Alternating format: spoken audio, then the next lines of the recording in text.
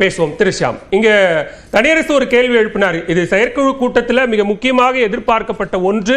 வெறும் கூட்டணியா, கூட்டணி அரசா அப்படிங்கறத நிச்சயம் திரு எடப்பாடி பழனிசாமி தெளிவுபடுத்தி இருக்கணும். ஆனா அதை தெளிவுபடுத்தாமல் விட்டுட்டாங்க அப்படின்னு சொல்றாரு. அப்படி ஒரு தேவை இருக்கா? அப்படியான தேவை இருப்பதாக தனியரசு கூறுகிறார். அது சரிதான். என்னன்னா, எடப்பாடி பழனிசாமி அவர்கள் இதற்கு முன்பே அதற்கு விளக்கத்தை கொடுத்துட்டாரு. செய்தியாளர் சந்திப்புல கோட்டையில இருந்து வெளியில் வரும்போது ஒரு விளக்கத்தை கொடுத்துட்டாரு. நாங்க ஒன்னும் அப்படி கூட்டணி அரசுக்கெல்லாம் ஒத்துக்கலங்கிற விளக்கத்தை கொடுத்துட்டாரு. கொடுத்த பிறகு அதை பத்தி நம்ம மீண்டும் மீண்டும் கேள்வி கேட்கறதுல அர்த்தம் இல்ல. பாரதிய ஜனதாவோட ஓட்டு வங்கி என்பது பழைய, அது அர்த்தமே இல்லையா? அவரே தான் விளக்கம் கொடுத்தாச்சா? தனியரசு ஏதோ குறுக்கிட்டாரு, அதுக்காக சொல்றேன். ஐயா வேற ஒண்ணும் இல்ல. இப்ப அப்படின்னா நீங்க தீர்மானத்துல, அதாவது 2026 அண்ணா திராவிட முன்னேற்ற கழகம் தனித்து அதன் தலைமையில் தனித்த ஆட்சி அப்படிங்கிறது நீங்க தீர்மானத்துல வந்திருந்தா அது இன்னும் வலிமையா இருந்திருக்கும். நீங்க ஒரு வார்த்தை ஊடகத்தை பார்த்து எடப்பாடி சொல்லிட்டாருங்கிறதுல நமக்குள்ளேயே கோடிக்கணக்கான மக்கள் இன்னும் செய்தி போய் சேரலையா? எடப்பாடி பழனிசாமி தலைமையை எதிர்க்கிற தலைவர்கள் கேசிபியா இருந்தாலும் சரிதான், நீங்களா இருந்தாலும் சரிதான், மத்தவங்களுமே. உங்க நிலைப்பாடு வேற. எடப்பாடி பழனிசாமி என்ன சொல்றாருன்னா, கட்சி ஏன் பின்னாடி ஒற்றுமையா இருக்கு, நான் ஒரு கூட்டணி நானே போட்டுக்கிட்ட ஒப்பந்தம், அதை ரேட்டிஃபை பண்ணி கொடுத்துருக்காங்க. ரேட்டிபிகேஷன் கிடையாது இல்லையா? நம்ம ஜெயலலிதா காலத்துல பாத்துருக்கோம், எம்ஜிஆர் காலத்துல பாத்துருக்கிறோம். முதல்ல கட்சி பொதுச் செயலாளருக்கு அதிகாரம் கொடுத்து தீர்மானம், அதுக்கு பிறகுதான் முன்கூட்டியே தலைவர்கள் பேசி வைத்திருந்தாலும் இதுதான் சம்பிரதாயமா நடக்கும். இப்ப அப்படி இல்ல. அப்போ எடப்பாடி பழனிசாமி குரலுக்கு எதிர்குரல் வரல, அப்படித்தானே நம்ம புரிஞ்சுக்க முடியும். இது வெற்றி பெறுமா வெற்றி பெறாதா, இது வேற வியூகம் இல்ல. இப்ப அந்த இடத்துல தான் ஒரு முக்கியமான கேள்வி எழுது. அது அதிமுகவுக்கு உள்ள ஓகே. இப்ப கூட்டணி அப்படின்னு வந்தா தமிழ்நாட்டில் தேசிய ஜனநாயக கூட்டணி விவகாரத்தில் முடிவெடுக்கக்கூடிய அதிகாரம் என்பது அமித்ஷாவிடம் இருக்கிறதா, இங்க எடப்பாடி பழனிசாமியிடம் இருக்கிறதா? டிடிவி தன்னிச்சையா செயல்படுறாரு அப்படின்னு அக்னி சொல்றாரு. டிடிவி ஒரு கட்சியோட தலைவர். அவர் அதிமுக போய் சேர போறதெல்லாம் கிடையாது, கிடையாது. அவர் தேசிய ஜனநாயக கூட்டணியின் அங்கமாக அண்ணாமலை அவர்கள் காலத்தில் திகழ்ந்தார். அப்படிதான் நம்ம எடுத்துக்க முடியும். மீண்டும் மீண்டும் சொல்லிக் கொண்டிருந்தது அண்ணாமலை அவர்கள் தான் தேசிய ஜனநாயக கூட்டணியில தான் தொடருங்கிறத இன்னைக்கு சோளிங்கர்ல வரைக்கும் உறுதிப்படுத்துறாரு. இல்ல, உறுதிப்படுத்துறாரு. ஆனா யாரும் வேட்பாளர் அறிவிக்க மாட்டாங்கல்ல. ஒரு கூட்டணியில் நம்ம தொடர்றோம், தேர்தலுக்கு எவ்வளவு மாசம் இருக்கு.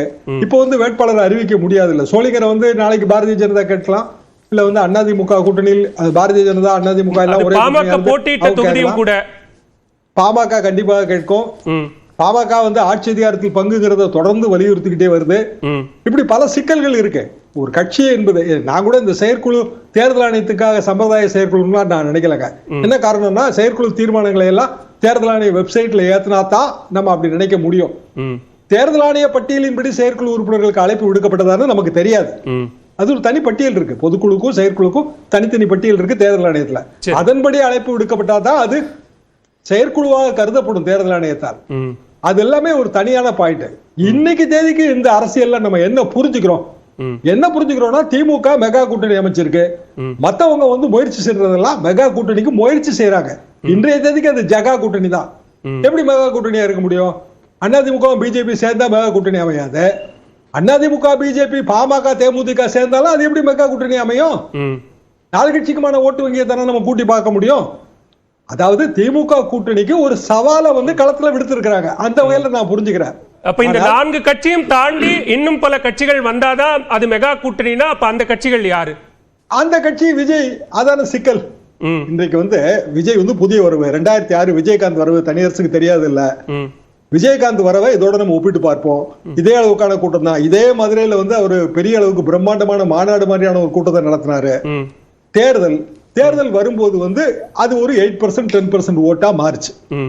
விஜய்க்கு கூட கிடைக்கலாம், இல்ல குறைய கிடைக்கலாம். அந்த வாதத்துக்குள்ள கூட நாம் போல. அப்படி பார்த்தா விஜயும் ஆட்சியில் பங்கு அதிகாரத்தில் பங்கு முழக்கத்தை முன் வச்ச ஒரு கட்சி. அவர் என்ன சொல்றாருங்க, அவர் எங்க கட்சிக்கு மெஜாரிட்டி கிடைச்சாலும் நாங்க மந்திரி சபையில எங்க கூட்டணி கட்சிகளுக்கு இடம் கொடுப்போம்னு சொல்றாரு. மந்திரி சபையில இடம்னா என்ன துறை, இதெல்லாமே அடுத்தடுத்த கேள்விக்குறி. சரி, நம்ம கூட்டணி ஒப்பந்தம் போடும்போது இத்தனை தொகுதிகள், இது முதல் ஒப்பந்தங்க.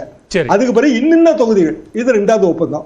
இப்பதான் புதுமையா நான் +1 கேள்விப்படுறேன். ராஜ்யசபா சீட்டையும் சேர்த்து ஒப்பந்தம் வருது. அது கூட தனியரசு சொன்ன மாதிரி தேமுதிகவுக்கு கொடுக்கறேன்னு சொல்லிட்டு கொடுக்கலன்னு இப்ப சொல்லிட்டாருன்னா அந்த குற்றச்சாட்டு எழுந்துகிட்டு இருக்கு.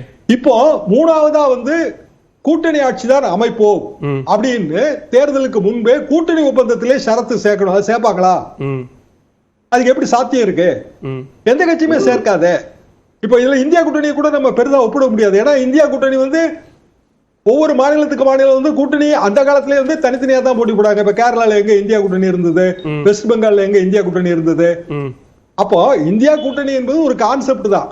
இன்னொன்னு காங்கிரஸ் வந்து அங்க ஒரு பெரிய பிளேயர் கிடையாது. ஒரு சில மாநிலங்கள்ல அவங்க பிளேயரா இருந்தாங்க. இங்க அப்படி இல்ல. திமுகவும் அண்ணா திமுகவும் மேஜர் பிளேயர்ஸ். ரெண்டு பேரும் வந்து நீங்க சொல்லக்கூடிய மெகா கூட்டணியை அமைக்க முடியாது அல்லது அமைப்பதற்கான சூழல் இல்ல அப்படிங்கிறது அதிமுக பொறுத்த வரைக்கும் பின்னடைவா பார்க்க வேண்டியிருக்கா? மெகா கூட்டணின்னா கண்டிப்பாக திமுகவை எதிர்க்கிற எல்லாரும் ஒரு அணி. அதானங்க மெகா கூட்டணியா இருக்கு. திமுக எதிர்க்கிற கட்சின்னு நம்ம இப்பவுமே பட்டியல் போட்டுலாம். இந்த கட்சி திமுக எதிர்த்தா தான் அரசியலே பண்ண முடியும். அப்ப அந்த கட்சி எல்லாமே எப்படி வரும்? இப்ப சீமான் எப்படி வருவாரு, விஜய் எப்படி வருவாரு, எடப்பாடி பழனிசாமி முதலமைச்சரா போன விஜய் பிரச்சாரம் பண்ணுவாரா? எங்க இடம் இருக்கு பிரிச்சு கொடுக்கிறதுக்கு? கேரளா, ஆந்திரா, கர்நாடகா சேர்த்து பிரிச்சு கொடுத்தா தான் உண்டு. இருக்கிறது 234 தொகுதி. நான் ஆரம்பத்தில் சொன்ன மாதிரி 140 தான் பேரஸ்ட் மினிமம் ஜெயலலிதா காலத்துல. 140 கீழே போக முடியாது. 160 நிக்கணும் தான் எதிர்பார்ப்பாங்க.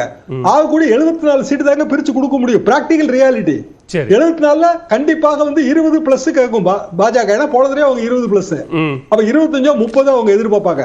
பாமக ஈக்குவலா எதிர்பார்க்கும். இதுலயே வந்து ரொம்ப கஷ்டம். இதை பிரிச்சு கொடுக்கறதே ரொம்ப கஷ்டம். அப்படியான சூழ்நிலையில் இது ஏது வந்து புதிய பெரிய கட்சிகள், உதாரணமா விஜய்னா அவர் எப்படியும் 60-70 தொகுதி 80 தொகுதி அப்படியான ஒரு டிமாண்ட் வரும்ல. வாய்ப்பே இல்லை. அதுக்கெல்லாம் வாய்ப்பே இல்லைங்க. இன்றைய தேதிக்கு களம் வந்து 4 முனை போட்டி தான். பேசுவோம் திரிஷா.